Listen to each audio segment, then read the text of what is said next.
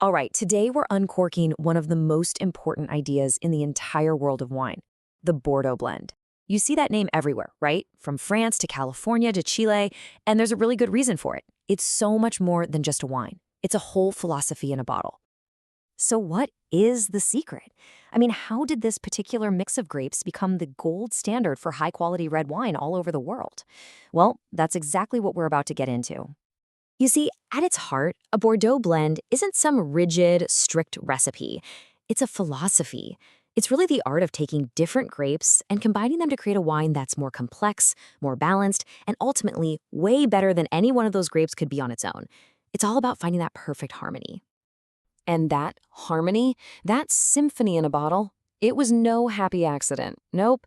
This was a masterpiece that was carefully composed over hundreds of years, born out of a relentless search for perfection in the vineyards of Bordeaux, France. The story kicks off way back with the Romans, over 2,000 years ago, but the real game changer happened in the 17th century. Growers back then figured out that relying on just one type of grape was a huge risk, especially with Bordeaux's unpredictable weather. So they started blending. Now, this was more than just weather insurance, it was a pretty radical idea. In other famous places, like Burgundy, the goal was always about one perfect grape from one perfect spot. But Bordeaux's thinking was totally different. They said, no, true greatness comes from a team. And that simple shift in mindset, it set the stage for a global phenomenon. So let's meet the key players in this orchestra, shall we? Each grape is chosen for the very specific, unique character it brings to the final wine. The blend is usually built around a core trio. First up, you've got Cabernet Sauvignon. That's the powerhouse, the backbone of the wine. Then comes Merlot, bringing all the softness and elegance. And finally, Cabernet Franc, which adds these incredible layers of aroma and complexity. Let's dig into what each one really does. Cabernet Sauvignon is the leader of the pack. It provides those firm tannins, that drying, gripping feeling in your mouth, and the acidity that gives the wine its serious structure. This is what allows it to age for decades, developing these amazing notes of cedar and leather over time. Next up, Merlot. If Cabernet is all about power, Merlot is pure grace. It's the one that softens Cabernet's tough edges with its plush, kind of velvety texture, and it brings all these juicy fruit flavors like plum and cherry. It's what makes the blend so much more generous and easy to drink, especially when it's young. And rounding out our main trio is Cabernet Franc. I like to think of this grape as the spice rock.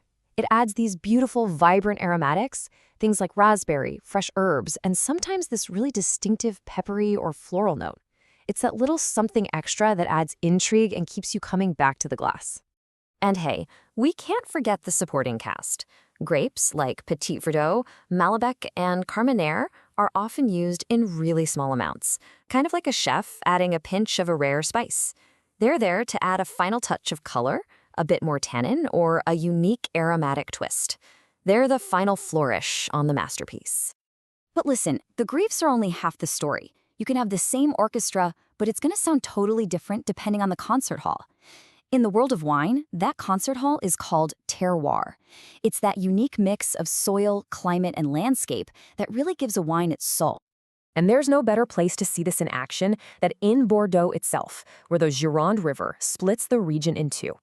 On the left bank, you've got these deep gravel soils that soak up the sun and hold heat, which is exactly what thick-skinned Cabernet Sauvignon needs to get perfectly ripe. The result? Powerful, structured wines. But you cross the river to the right bank, and the soils are cooler clay. That's perfect for Merlot, which gives you softer, plusher, more elegant wines. It's the perfect example. Same grapes, different dirt, completely different wines. Now, a model this good, blending for balance and complexity, was never going to stay just in France. Pretty soon, winemakers all over the world started adopting the philosophy, creating their own amazing interpretations of the classic Bordeaux blend. Back in the 1970s, you had these rebellious winemakers in Tuscany who decided to plant Bordeaux grapes right next to their traditional Sangiovese. They totally broke the local wine laws, but in doing so, they created these phenomenal wines called Super Tuscans and proved that this blend could be absolutely beautiful on Italian soil. Meanwhile, across the Atlantic, California's Napa Valley, with its endless sunshine, just fully embraced the blend. And the result? Big, bold, powerful, fruit-forward wines that absolutely took the world by storm. These Napa Cabs and Bordeaux-style blends became global icons, going head-to-head with the very best from France. And then there's one of the coolest stories in all of wine. You remember Cabernet, one of those supporting grapes from Bordeaux? Well, everyone thought it went extinct after a plague wiped out Europe's vineyards in the 1800s. But then it was rediscovered totally alive and well in Chile, where for over 100 years, people had mistaken it for Merlot. Can you believe that? Today, it's Chile's signature grape and a huge part of their unique take on the blend. And the story just keeps going. The blend has gone completely global. From the really elegant versions coming out of Margaret River in Australia to the high-altitude vineyards of Argentina and the minerally styles from South Africa, winemakers everywhere have adapted this philosophy to their own little corner of the world.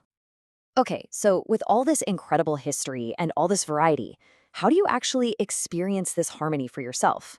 Let's bring it out of the vineyard and right into your glass. Tasting is really just a simple 4-step process. First, just look at the color. It can tell you a lot about the wine's age. Then, give the glass a good swirl. That's what releases all those amazing smells. When you take a sip, try to notice how the fruit, the acidity, and those tannins all play together. And finally, just savor the finish. A really great blend will linger, and the flavors will kind of evolve even after you've swallowed. So what should you eat with it?